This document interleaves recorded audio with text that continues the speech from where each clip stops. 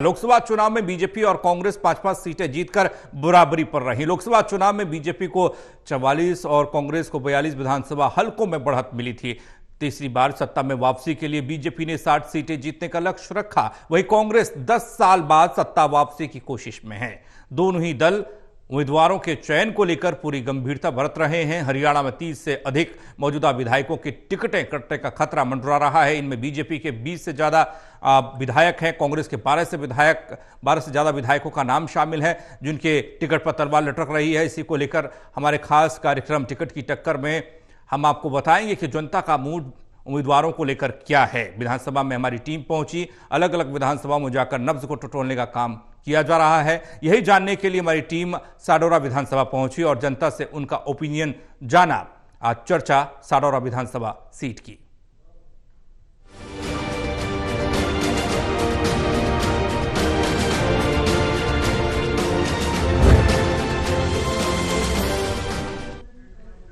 साडौरा विधानसभा का सियासी समीकरण क्या है, कौन आगे कौन पीछे, जनता की सोच क्या है, जनता किसे उम्मीदवार यहां पर बीजेपी से चाहती है और किसे कांग्रेस से चाहती है ताकि उन्हें सपोर्ट किया जा सके, ये जानने की कोशिश करेंगे। हमारे साथ चर्चा में मौजूद हैं doctor Mahesh Kumar, associate editor Hisar, Virendra Soni ji, वरिष्ठ पत्रकार। आप दोनों का स्वागत है। चर्चा करें उससे पहले साडौरा विधानसभा का सियासी समीकरण एक रिपोर्ट के जरिए देखिए।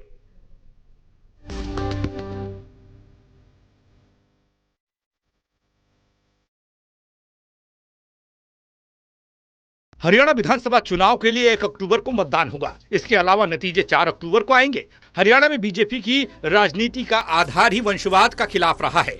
बीजेपी वंशवाद को लेकर चौटाला और हुड्डा परिवार को घेरती आई है। पार्टी प्रदेश में अपने नेताओं के परिजनों और रिश्तेदारों के टिकट देने से परहेज करती है, लेकिन इस बार कठिन डगर को देखते हुए इस रणनीति में बदलाव की बात हो रही है। बीजेपी पिछली बार 40 सीटें जीतकर बहुमत के लिए जरूरी जादुई आंकड़े से पीछे रह गई थी। हालिया लोकसभा चुनाव में भी नतीजे पार्टी के मुफीद नहीं आए।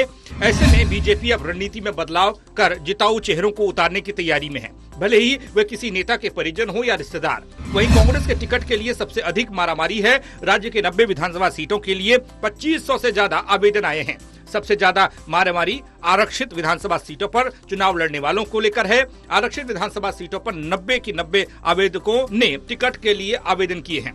कांग्रेस अब इन आवेदकों की छटनी करने में लगी है। चुनाव के ऐलान के बाद जनता के बीच भी गहमा गहमी बढ़ चुकी है। जनता क्या सोच रही है, किन मुद्दों पर इस बार जनता वोट करेगी, क्या उम्मीदवारों को लेकर जनता की राय है, इसी को जानने के लिए हम अलग अलग विधानसभा क्षेत्रों में पहुंच रहे हैं। इसी को लेकर टोटल न्यूज की टीम 15 और 16 अगस्त को साडौरा विधानसभा पहुंची, जिसका सैंपल साइज 200 है। वही 2019 में यहां से कांग्रेस की रेणु बाला ने जीत हासिल की थी, लेकिन इस बार इस सीट से क्या सियासी समीकरण बन रहे हैं, जनता का क्या मूड है, पार्टी किसे उम्मीदवार बना सकती है, इन्हीं सवालों का जवाब जानने के लिए हमारी टीम साडौरा विधानसभा के 20 से ज्यादा इलाकों में पहुंची। पुरुष और महिलाओं से ओपिनियन लिया। इस ओपिनियन पोल को पूरी तरह से गोपनीय रखा जाएगा। इसमें किसी व्यक्ति की पहचान का खुलासा नहीं होगा। ये सिर्फ एक विचार है, इसका चुनाव से कोई लेना देना नहीं। Election desk, total news.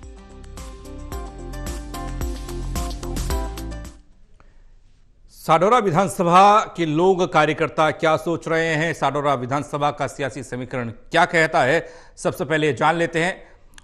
Virendra, चर्चा की शुरुआत आपसे कर रहे हैं। साडौरा विधानसभा का सियासी गण समझने की कोशिश करेंगे। हालांकि बीजेपी और कांग्रेस का दबदबा यहां पर देखने को मिला। बीजेपी थोड़ा पीछे दिखाई दे रही है। मौजूदा समीकरण क्या है?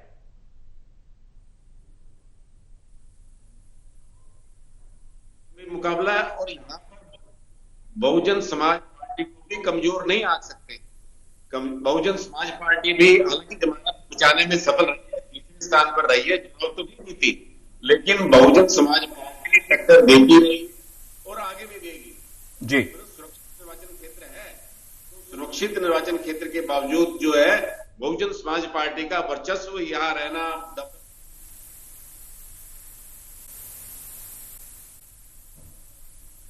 और भारतीय जनता पार्टी में रहेगा। लेकिन बहुजन समाज पार्टी और इनेलो का बसपा का गठबंधन जो है यहां भी कुछ ना कुछ अपना खेल दिखाएगा। तो ये हार जीत के अंतर को अवश्य प्रभावित करेगा। पिछली बार जो है रेणु बाला जीती थी कांग्रेस की, और उससे पहले भारतीय जनता पार्टी के भी जीते, बलवंत सिंह जीते। तो इस कुल मिला के ये देखा जाए कि साडौरा के अंदर स्थिति कुछ भी हो सकती है। यहाँ तिकोना मुकाबला है, लेकिन जो है मुख्य मुकाबला जो होगा वो आमने सामने का होगा। इनेलो बसपा गठबंधन जरूर अवश्य अपना खेल दिखाएगा। जी उमेश, आपको भी क्या लगता है कि मुकाबला त्रिकोणीय यहां रहने वाला है? पहले 2014 में बीजेपी ने जीत का परचम लहराया, 2019 में कांग्रेस ने जीत का परचम लहराया, यहां गठबंधन इनेलो और बसपा का क्या खेल बिगाड़ सकता है कुछ?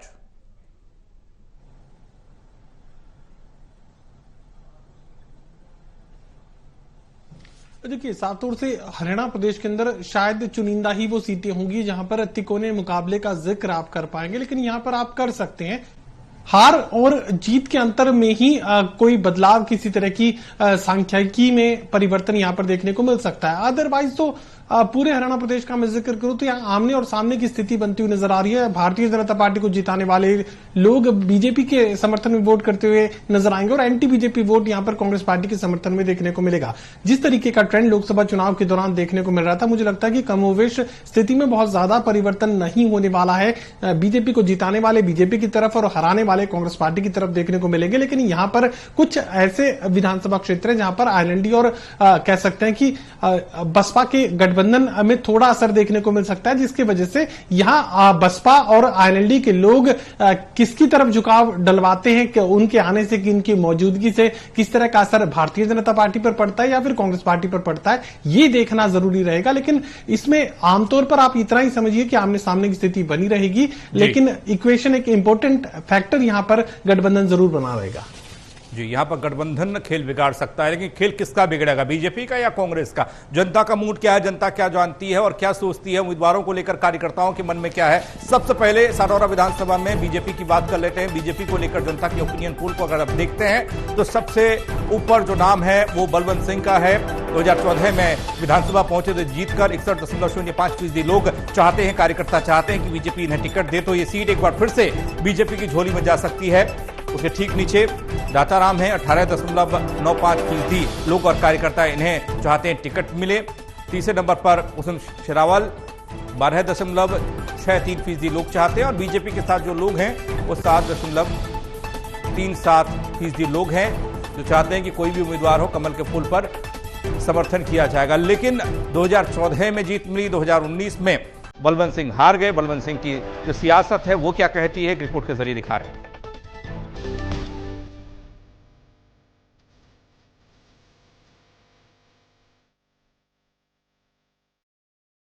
बीजेपी से पूर्व विधायक रहे बलवंत सिंह इस बार भी चुनावी मैदान में हैं। बलवंत सिंह 2014 में बीजेपी में शामिल हुए।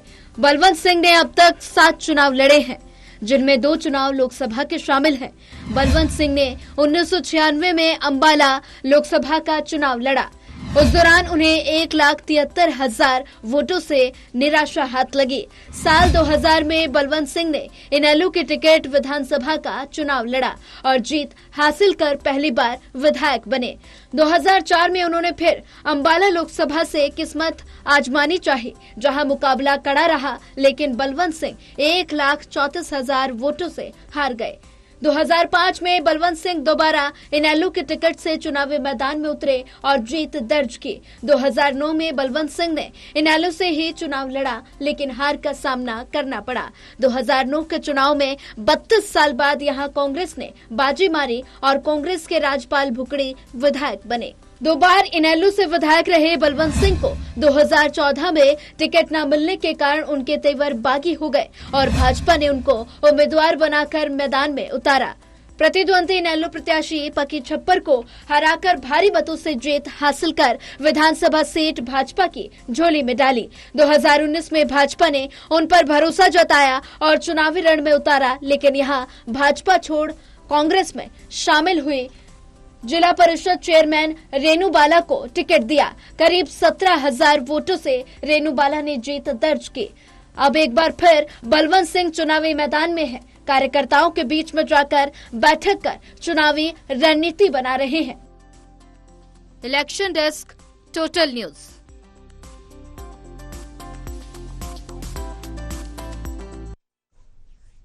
तो बलवंत सिंह जनता और कार्यकर्ताओं की नजरों में बीजेपी के लिए वो परफेक्ट उम्मीदवार हैं जिसका सपोर्ट किया जा सकता है, जिसके बल पर बीजेपी यहां जीत दर्ज कर सकती है। 2014 से पहले इनेलो और फिर 2014 के बाद बीजेपी एक चुनाव जीता और एक चुनाव हार गए।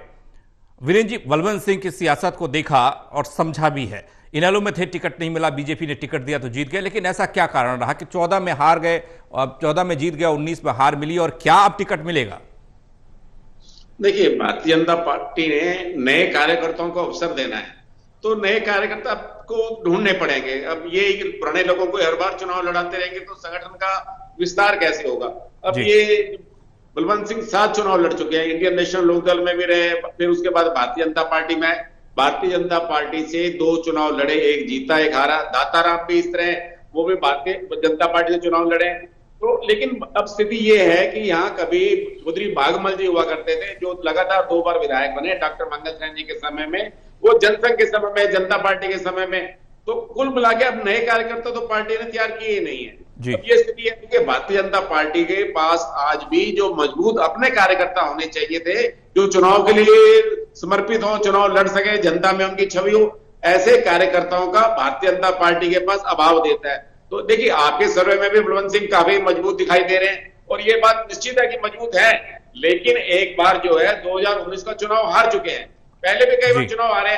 2014 में भारतीय जनता पार्टी में शामिल होने के बाद चुनाव जीते थे, लेकिन इस समय 2024 में देखा जाए, क्या भारतीय जनता पार्टी ने अपने 10 वर्ष के शासनकाल के अंदर संगठन को कितना मजबूत किया, कितने कार्यकर्ता तैयार किए? तो पहले से कल्पना थी चुनाव होंगे, कौन सा कार्यकर्ता चुनाव लड़ सकता है, इसकी कैसे छवि है, तो पार्टी की कितनी तैयारी है ये दिखाई देता है। हालांकि मुझे ये बात ठीक है कि सर्वे में लोकप्रिय है, लेकिन पार्टी संगठन में चावल और भी है। देखिए, एक बात ये धारणा भी उभर कर आ रही है कि अगर भारतीय जनता पार्टी ने अपना संगठन खड़ा करना है, अपना आधार खड़ा करना है, तो नए लोगों को जोड़ना पड़ेगा। और ये आवश्यक नहीं है कि हर बार पुराने चेहरों को ही रिपीट किया जाए, उन्हें चुनाव लड़ाया जाए, नए लोगों को भी अवसर दिया जाना चाहिए। लेकिन बलवंत सिंह मजबूत है, पार्टी को जिताऊ प्रत्याशी चाहिए। तो पार्टी को पहले ये कल्पना थी कि दूसरे दलों से लोग आ जाएंगे, क्योंकि भारतीय जनता पार्टी कुछ सीटों पर तो अपने मजबूत प्रत्याशी खड़े करेगी और बाकी दूसरे दलों के मजबूत प्रत्याशी तोड़कर अपने यहाँ उनको उम्मीदवार बनाएगी।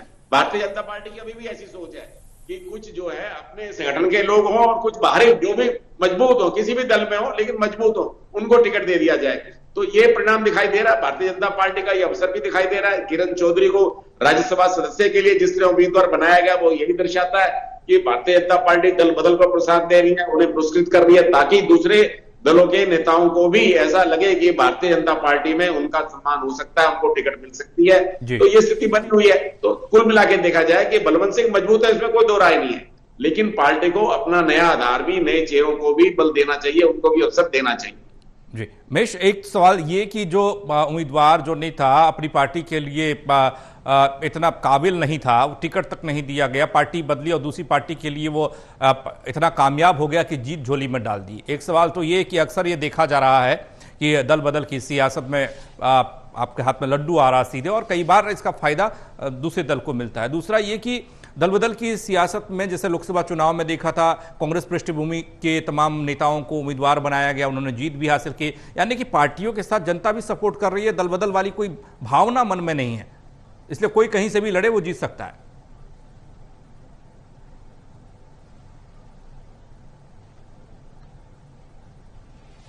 देखिए, इतना तो आप मान सकते हैं कि दल बदल वाली भावना पिछले कुछ अरसे से कमजोर होती हुई नजर आई है। यहाँ समर्थक भी दबाव देते हैं कि इस पार्टी को छोड़िए, इसमें अब भविष्य नजर नहीं आ रहा, जीत आप सकते नहीं। तो ऐसे में हाल फिलहाल 24 घंटों के भीतर किसी दूसरे राजनीतिक दल का रुख आप कीजिए जहां से आप जीत सकते हैं। तो समर्थकों का दबाव भी नेता पर बना रहता है। नेता खुद अपना दल छोड़ना ना भी चाहे, लेकिन उन्हें समर्थकों के दबाव में, अपने साथियों के दबाव में वो राजनीतिक दल, उसकी तिलांजलि देनी पड़ती है और किसी ऐसे राजनीतिक दल का दामन थामना पड़ता है जहां पर संभावनाएं उनके कार्यकर्ताओं को, उनके वोटर्स को, उनके समर्थकों को ज्यादा नजर आ रही हो। तो इस तरह की परिस्थितियां हर एक चुनाव में देखने को मिलती हैं। ऐसा नहीं कि इस चुनाव में इस बार ही कोई दल बदल होने वाला है, लेकिन मुझे आमतौर पर यह लगता है कि इस बार चाहे कांग्रेस पार्टी और चाहे भारतीय जनता पार्टी पर पार्टी छोड़ने का जो खतरा है वो तमाम दोनों ही राजनीतिक दलों में देखने को मिलेगा।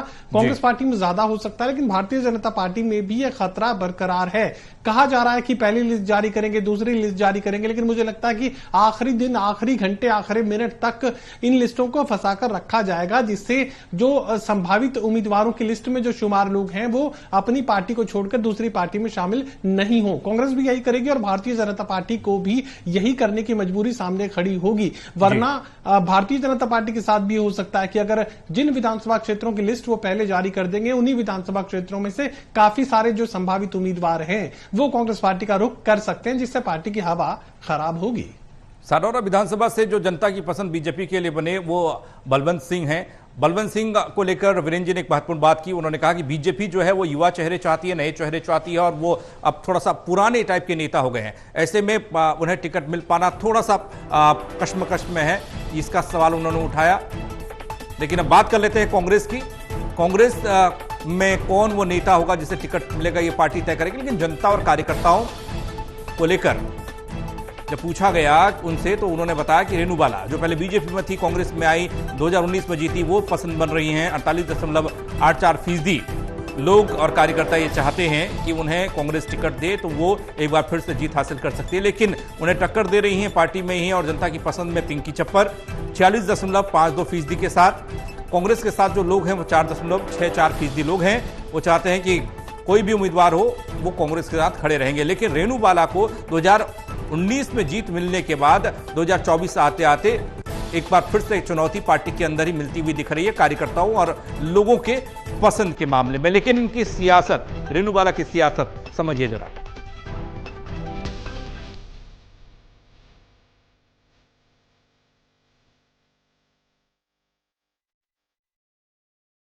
रेणु बाला पिछले 20 सालों से अंबाला लोकसभा क्षेत्र के यमुनानगर, पंचकूला, अंबाला तीनों जिलों के लगभग सभी गांवों में सामाजिक कार्यकर्ता के रूप में सभी सामाजिक व धार्मिक कार्यों में तन मन धन से सहयोग करती आ रही हैं। साडौरा विधानसभा सीट पर अपने दलित समाज के साथ साथ सभी वर्गों में अच्छा रिश्ता है। रेणु बाला ने लोगों को न केवल कांग्रेस पार्टी से जोड़ा बल्कि उनको पार्टी में काम करने के लिए भी प्रेरित किया। रेणु बाला ने साल 2016 में वार्ड संख्या 8 से जिला परिषद का चुनाव जीता था। बीजेपी ने उन्हें जिला परिषद की चेयरपर्सन बनाया था। रेणु बाला साडौरा विधानसभा से चुनाव लड़ने की तैयारी कर रही थी, लेकिन भाजपा ने उन्हें टिकट देने से मना कर दिया था। इससे खफा होकर वो कुमारी सैलजा के नेतृत्व में 20 अप्रैल 2019 को 7 पार्षदों के साथ कांग्रेस का हाथ थाम लिया था। कम समय में ही उन्होंने कुमारी सैलजा के खास लोगों में अपनी जगह बनाई। Election desk, total news.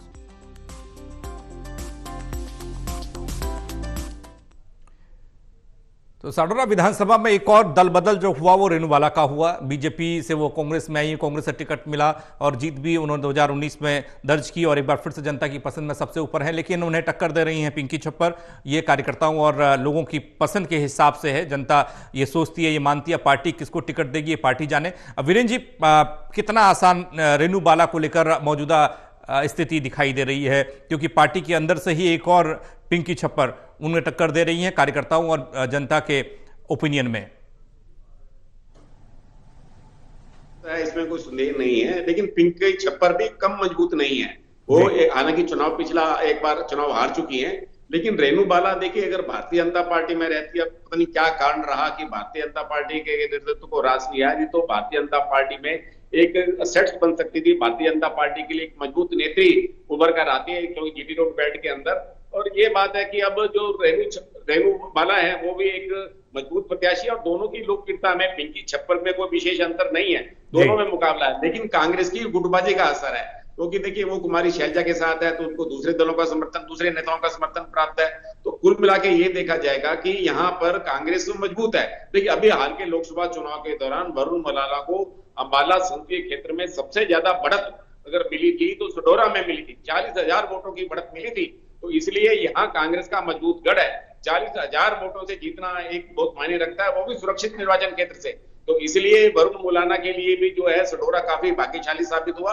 और ये इसलिए यहाँ पर जो है रेणु बाला का टिकट कटने का कोई आधार नहीं बनता। सिटिंग एमएलए होने के नाते उनका दावा मजबूत बनता है और लोकसभा चुनाव के अंदर भी उनके निर्वाचन क्षेत्र का प्रदर्शन पूरे अम्बाला संसदीय क्षेत्र में सबसे अच्छा रहा। तो इसलिए संभावना तो यही है, लेकिन हम जो है पिंकी छप्पर को भी कम मजबूत नहीं आंकते। देखिए वो पहला जो है चुनाव लड़ चुकी हैं पहले, लेकिन उनका भी संगठन में मजबूत आधार है। तो मुझे लगता है कि रेणु बाला के ऊपर भी कांग्रेस जो है ज्यादा वरीयता देगी। बाकी तो कांग्रेस हाईकमान को फैसला करना है। तो कुल मिला के देखा जाए तो सडोरा के अंदर भारतीय जनता पार्टी की तुलना में कांग्रेस इस समय मजबूत है।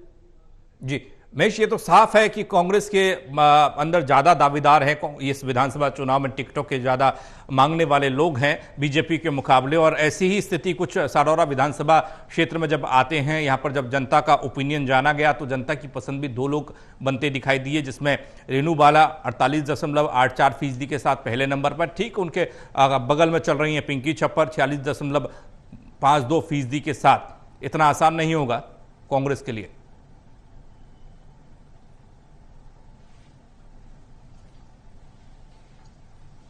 देखिए मुझे लगता है कि यहाँ रेणु बाला को किसी भी तरह की परेशानी का सामना नहीं करना पड़ेगा। दरअसल रेणु बाला का जो नाम है वो कुमारी शैलजा की तरफ से अंबाला लोकसभा क्षेत्र के टिकट के लिए भी जो है चलाया जा रहा था। लगातार ये उम्मीद शैलजा समर्थकों की तरफ से की जा रही थी कि यहाँ रेणु बाला को अंबाला आरक्षित सीट से टिकट थमाया जा सकता है। और मौजूदा वो विधायक भी है, लगातार कुमारी शैलजा के संपर्क में और सबसे विश्वस्त लोगों में शुमार किया जाता है रेणु बाला का। और परफॉर्मेंस का जिक्र यहाँ पर किया जाए तो जब कांग्रेस संदेश यात्रा लेकर अंबाला लोकसभा क्षेत्र में कुमारी शैलजा पहुंची थी, उस वक्त रेणु बाला के इलाके में सबसे ज्यादा जो जन समर्थन है वो कांग्रेस संदेश यात्रा को, कुमारी शैलजा की यात्रा को वहां देखने को मिला था। और घंटों की देरी के बाद भी जो आयोजन किया गया वो रैली का रूप ले चुका था। तो ऐसे में ये माना जा सकता है कि जन समर्थन के लिहाज से रेणु बाला कमजोर नहीं है। और लोकसभा चुनाव के दौरान जो प्रदर्शन उनके विधानसभा क्षेत्र से किया गया तो जाहिर है उसका क्रेडिट भी रेणु बाला को दिया जा सकता है। हालांकि वो दूसरे खेमे से थी और यहाँ जो वरुण मुलाना है वो माना जा रहा था कि भूपेंद्र सिंह हुड्डा ने टिकट दिलवाया। वो अलग बात है कि लोकसभा चुनाव के बाद खुद कुमारी शैलजा ने ये कहा कि वरुण मुलाना का नाम उन्होंने खुद दिया था और वरुण मुलाना उन्हीं की सिफारिश के बाद टिकट उन्हें दिया गया है। लेकिन बावजूद इसके अगर इंडिविजुअल परफॉर्मेंस का यहाँ पर जिक्र किया जाए तो रेणु बाला का परफॉर्मेंस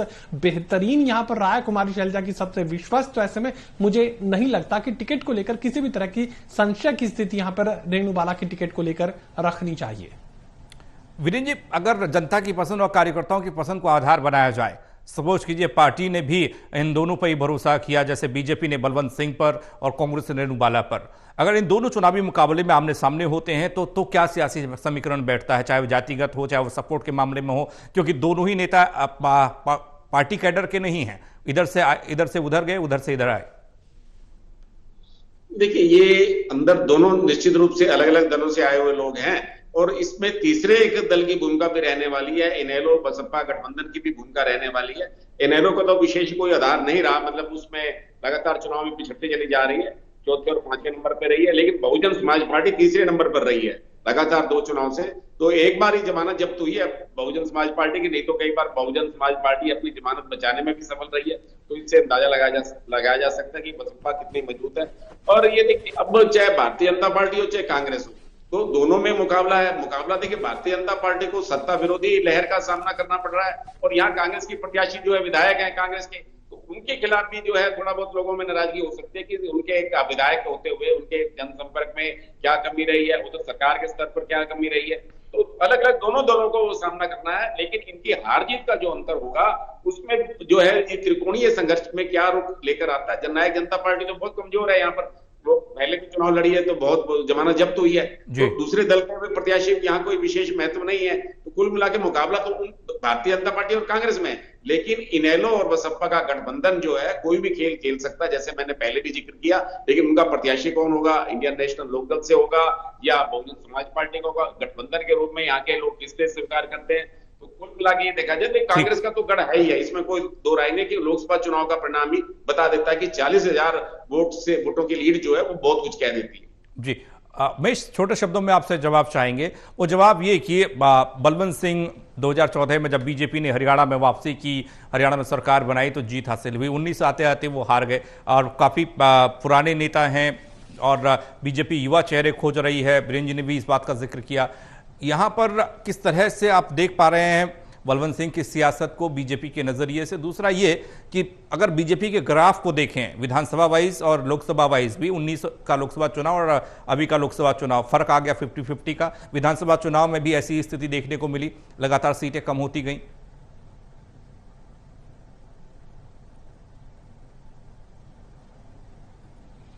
देखिए, सडोरा विधानसभा क्षेत्र की हम बात कर रहे हैं तो जैसा कि अभी जानकारी दी गई, मेरे सहयोगी वीरेंद्र जी जानकारी दे रहे हैं कि 40,000 से ज्यादा वोटों से हार का सामना भारतीय जनता पार्टी को करना पड़ा है। अब यहां नए एक्सपेरिमेंट के लिए मुझे लगता है कि खतरा महसूस भारतीय जनता पार्टी कर सकती है। यहां मौजूदा चेहरे पर ही दाव खेलना भारतीय जनता पार्टी ज्यादा सुरक्षित मान सकती है। हालांकि पार्टी का फैसला है, पार्टी किसी भी तौर तरीके से वो फैसला कर सकती है, लेकिन अभी करो या मरो की स्थिति कांग्रेस पार्टी के लिए अगर हरियाणा प्रदेश में बनी हुई है तो तीसरी बार सरकार बनाने को लेकर भारतीय जनता पार्टी भी जबरदस्त दबाव में इस वक्त देखी जा सकती है। जिस तरीके से खुद अमित शाह जो है हरियाणा प्रदेश के पूरी चुनावी प्रक्रिया पर अपनी नजर रखे हुए हैं, तो ऐसे में यहां यह भी जिक्र किया जा रहा है कि हरियाणा बीजेपी में टिकटों के बंटवारे को लेकर खुद प्रधानमंत्री नरेंद्र मोदी उन बैठकों में शामिल होने वाले हैं। तो आप समझ सकते हैं कि भारतीय जनता पार्टी हरियाणा प्रदेश में सत्ता को एक बार फिर से हासिल करने के लिए किस कदर संजीदा है। तो ऐसे में यहां नए चेहरों पर किसी भी तरह का रिस्क पार्टी लेना चाहेगी, नहीं लेना चाहेगी तो पार्टी तय करेगी, लेकिन पुराने चेहरे अगर स्वीकार्य हैं, मजबूत हैं तो उन पर दांव खेला जा सकता है। चलिए, बहुत शुक्रिया आप दोनों का चर्चा के लिए। तो सडौरा विधानसभा सीट पर जनता की पसंद, जनता का ओपिनियन जानने की कोशिश बीजेपी और कांग्रेस से किसे जनता चाहती है कि टिकट दे। हालांकि टिकट देना पार्टी का काम और जीता कर विधायक बनाकर विधानसभा भेजना जनता का काम, ये आगामी चुनाव बताएगा।